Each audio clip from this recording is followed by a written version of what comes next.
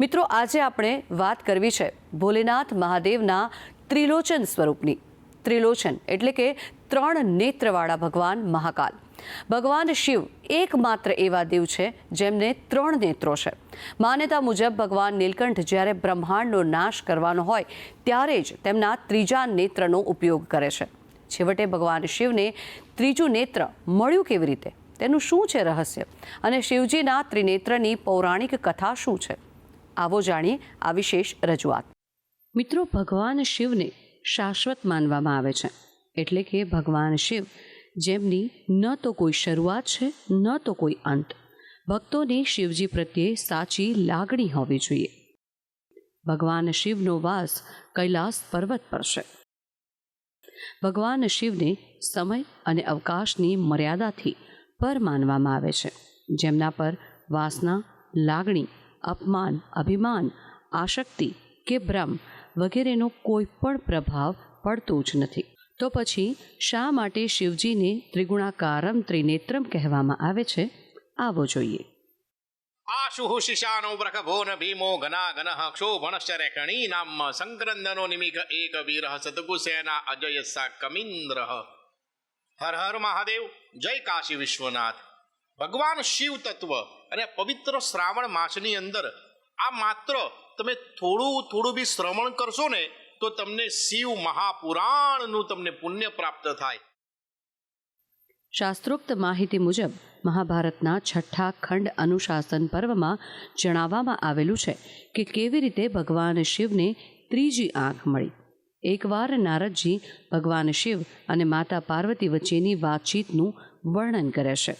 આ વાતચીતમાં ત્રિનેત્રનું રહસ્ય છુપાયેલું છે. નારદજી કહે છે કે એકવાર ભગવાન શિવ હિમાલયમાં એક સભા કરી રહ્યા હતા, જેમાં તમામ દેવી દેવતાઓ, ઋષિઓ અને જ્ઞાની લોકો પણ સામેલ હતા.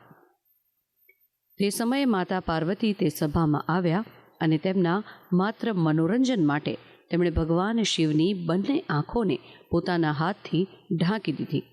માતા પાર્વતીએ ભગવાન શિવની આંખોને ઢાંકી દેતા જ સમગ્ર સૃષ્ટિમાં અંધકાર છવાઈ ગયો. એવું લાગતું હતું કે જાણે સૂર્ય ભગવાનનું કોઈ અસ્તિત્વ જ ન હોય. આ પછી પૃથ્વી પર રહેલા તમામ જીવોમાં જીવનનું સંકટ ઊભું થયું. સૂર્યપ્રકાશની અસર સમાપ્ત થઈ ગઈ હતી અને પૃથ્વી પર અરાજકતા હતી. અંધકાર એવો હતો કે સ્વયં ભગવાન શ્રી કૃષ્ણ પણ કંઈ જ જોઈ શકતા ન હતા. ત્યારે ભગવાન શિવે તેમના કપાળ પર પ્રકાશનું કિરણ પ્રગટાવ્યું અને તે પ્રકાશનું કિરણ જે બ્રહ્માંડમાંથી પાછું ફર્યું તેને શિવજીના ત્રીજા નેત્ર તરીકે ઓળખવામાં આવે છે. જો કે આવી સ્થિતિ વિશે પાર્વતીજીએ પણ શિવજીને તેમની ત્રીજી આંખનું રહસ્ય પૂછ્યું તો શિવજીએ તેમને કહ્યું કે તેમની ત્રીજી આંખ વિશ્વની રક્ષક છે. જો તેમણે પ્રકાશના કિરણને પ્રગટ ન કર્યો હોત તો બ્રહ્માંડનો નાશ થઈ ગયો હોત. તો આવી સ્થિતિમાં ભગવાન શિવ જ્યારે વિનાશનો સમય હોય ત્યારે જ તેમની ત્રીજી આંખ ખોલે છે. તે પહેલાં તે હંમેશા પોતાની ત્રીજા નેત્રને બંધ રાખે છે. ઋગ્વેદના અનુસાર in the beginning there was neither existence nor non existence, all the world was unmanifested energy. પહેલાં હતું ન હતું ત્યારે આ એક તત્વ હતું. અને આપને ખ્યાલ છે કે આ સૃષ્ટિમાં પહેલી વસ્તુ કઈ બની? તો મગજનો દાણો, મગજનું સીડ. એવું કહી શકાય, in the beginning there was desire which was the first seed of mind, hymn of creation according the Rigveda. Har Har Mahadev, જય કાશી વિશ્વનાથ. ભગવાન શિવની એક આંખ સૂર્ય છે અને બીજી આંખ ચંદ્ર છે. તેથી જ્યારે પાર્વતીજીએ તેમની આંખો બંધ કરી ત્યારે ચારે તરફ અંધકાર ફેલાઈ ગયો. એવું કહેવાય છે કે ભગવાન શિવજીની ત્રીજી આંખ એટલે કે ત્રીજું નેત્ર તેમના શરીરનો વધારાનો ભાગ નથી, પરંતુ તે તેમની દિવ્ય દ્રષ્ટિનું પ્રતીક છે, જે જ્ઞાન મેળવવા માટે ખૂબ જ મહત્વપૂર્ણ છે. ભગવાન શિવને સંસારના સંહારક પણ કહેવામાં આવે છે. જ્યારે પણ સંકટના વાદળો છવાઈ જાય છે ત્યારે ભગવાન શિવે સમગ્ર વિશ્વને આપત્તિથી બચાવ્યું છે. એવું માનવામાં આવે છે કે મહાદેવજીના ત્રીજા નેત્રથી કશું જ બચી શકતું નથી.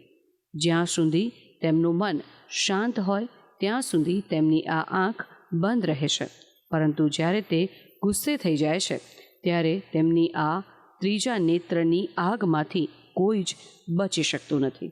અને માટે જ એક તરફ શિવજીને ભોળેનાથ કહેવામાં આવે છે, ત્યારે બીજી તરફ રુદ્ર પણ કહેવામાં આવે છે. તો દર્શક મિત્રો, ભગવાન શિવજીનું ત્રીજું નેત્ર આપણને સૌને સંદેશ આપે છે કે દરેક મનુષ્યની 3 આંખો હોય છે. જરૂરી છે તેનો યોગ્ય સમયે યોગ્ય ઉપયોગ કરવાની. આ ત્રીજી આંખ એટલે કે આપણને આવનારા સંકટની જે માહિતી મળે છે તે આપણને સાચા અને ખોટા વચ્ચેનો તફાવત જણાવે છે અને સાચો માર્ગ પણ બતાવે છે. પરંતુ ઘણી વખત જીવનમાં એવી સમસ્યાઓ પણ ઊભી થઈ જાય છે જેને કારણે આપણે સમજી શકતા નથી. તે આપણને માર્ગદર્શન આપે છે અને આપણને ધીરજ અને સંયમ જાળવવામાં પણ મદદરૂપ થાય છે. તો દર્શક મિત્રો, કાલે ફરી મળીશું શિવજીના અન્ય તત્વ સાથે. હાલ મને આપશો રજા. હર હર મહાદેવ.